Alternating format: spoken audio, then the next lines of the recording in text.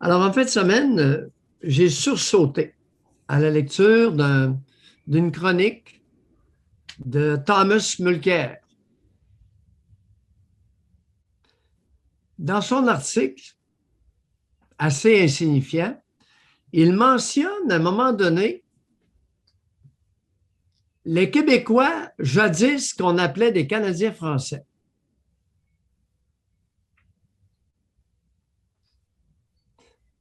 Thomas Mulcair est un individu qui parle français, qui est né à Ottawa, qui est un anglophone, mais qui a appris à parler le français, qui se débrouille pas mal bien en français. Il n'est pas un Canadien français et n'en sera jamais un. Deuxièmement, il n'a aucune idée de ce qu'est un Canadien français. Il est né dans un hôpital d'Ottawa, mère de nom Canadien français, Jeanne quelque chose. J'ai sursauté. Les Québécois qu'on appelait jadis des Canadiens français. Un autre qui commence à m'étirer l'élastique pas mal fort, Makakoto. Makakoto est un francophone, c'est un Africain qui parle très bien français, ex-député, qui nous embarque dans la galère du racisme. Dernier paragraphe de son article, ça va être assez pour ce matin. Il faudra prendre de front tous ces enjeux dans le cadre d'une véritable lutte contre le racisme au Québec.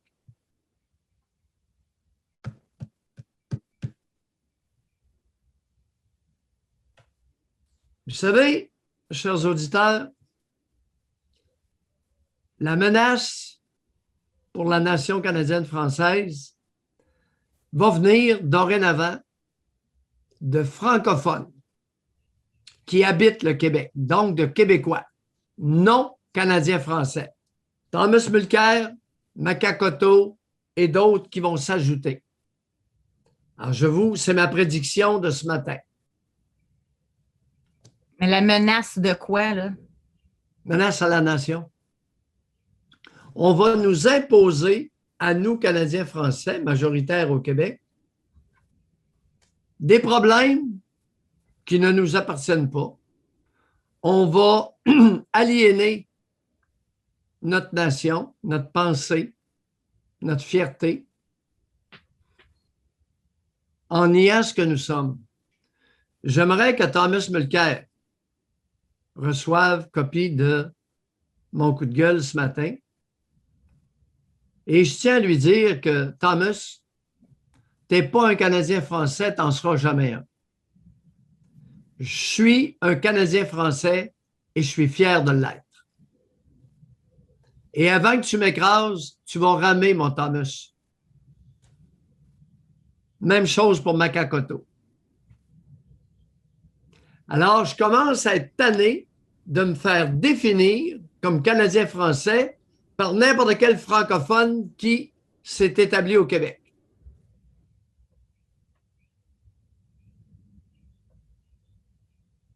Vous savez, l'histoire du Québec se résume à bien peu de choses.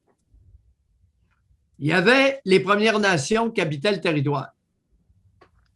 Sont arrivés des Français pour graduellement être réduits, après la bataille des plaines d'Abraham, à un petit groupe de colons qui avaient passé, puis je le dis avec respect, là, des colons, des habitants qui avaient pas assez d'argent pour tourner en France. Les Métis, les Premières Nations ont bien accueilli nos ancêtres. Et nos ancêtres se sont métissés abondamment, autant au Québec qu'au Manitoba, se sont métissés avec les Indiens, qui a donné ce qu'on appelle les Métis. Vous savez, ce n'est pas Montréal qui a développé le Québec. C'est le Québec qui a développé Montréal. Il ne faudrait pas l'oublier, Thomas et Maca. Je répète, vous n'avez pas compris. Non, je ne comprends pas, moi. C'est quoi qui vous choque tant? T'sais, lui, c'est en lien avec sa chronique de ce matin, c'est ça? Sur le vivre ensemble, sur c'est quoi qu'il y a de mal à vivre ensemble, même si on est Canadien-Français, même s'il ne vient pas, même si l'autre est né à Ottawa, même. Moi, je ne comprends pas, là. Je vous invite gentiment à développer plus ce que vous avez en tête, parce que je le comprends. Leur vivre ensemble va conduire directement à l'aliénation de la nation canadienne-française. Ce sont deux exemples de charmeuses de serpents. Thomas Mulcair et Makakoto. Le danger va venir de l'intérieur, de la même langue, d'individus, de Québécois qui parlent la même langue. Et non pas de l'extérieur du Québec. Vous parlez de quel danger? Moi, vivre ensemble, accepter l'autre, accepter qu'il y ait d'autres gens qui viennent de l'extérieur, qui sont nés ailleurs, qui ont grandi ici. Je ne vois pas c'est où le problème, là. Oui, il y a un problème. Parce qu'on va se faire imposer toutes sortes d'us et coutumes, toutes sortes de traditions, et on va être empêché de vivre notre fierté au nom du vivre ensemble, pour ne pas blesser les autres.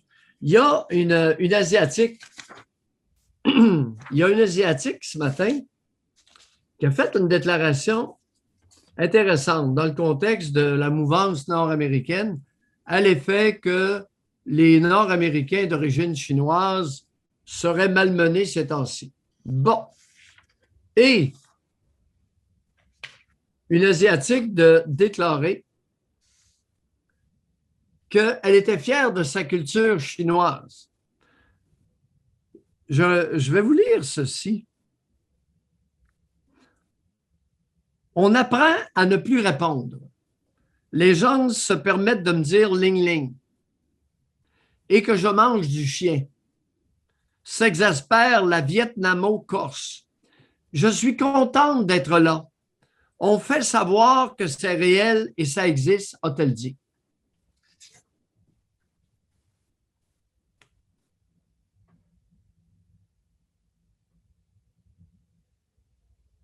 Alors là, c'est réel qui mange du chien, si j'ai bien compris, puis elle est fière de ça. L'étape suivante, c'est qu'on va importer des chiens pour les abattre, puis en vendre dans des restaurants ou dans des commerces, des boucheries asiatiques à Montréal. Ben oui. Ben oui. Danger. Peut-être que je suis dans le champ, cher José. Ça fait des centaines d'années qu'on mange du chien, puis il n'y en a pas encore à Montréal. Ça ne fait pas partie de notre culture. Si on va en Inde, on ne mangera pas de la vache. La vache, c'est sacré en Inde. Ici, au Québec, je ne pense pas que les gens sont prêts à manger de la fondue de chat puis à manger du chien barbecue. J'en ai vu, moi, en Chine, quand je suis allée, du chien barbecue, là. Puis c'est pas plus rendu au Québec, là. On a chacun notre façon, on a chacun notre culture, on a chacun nos animaux.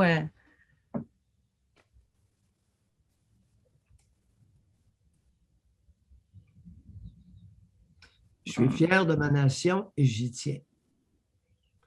Et j'y vois via ces deux individus francophones. Et on pourrait même inclure Justin Trudeau. Justin Trudeau n'est pas un Canadien français. C'est un francophone.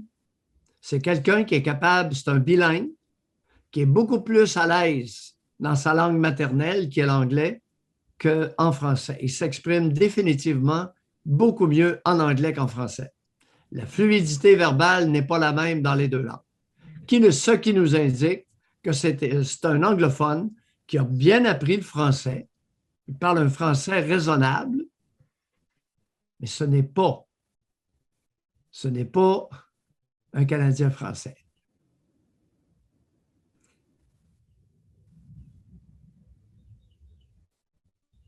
Il n'y a pas de... C'est quoi que vous suggérez à ce moment-là? Oh, non, je n'ai pas de suggestion. Liberté d'expression. Puis je veux qu'il le sache. Ben, c'est ça. Que le danger va venir de l'intérieur. Thomas Mulcair, et Makakoto sont deux dangers pour la nation, deux menaces pour la nation canadienne-française. De perdre notre identité, de perdre nos acquis. De nous embarquer dans un communautarisme minoritaire. Peut-être que je délire ce matin, je l'aurais dit, en ce 22 mars 2021.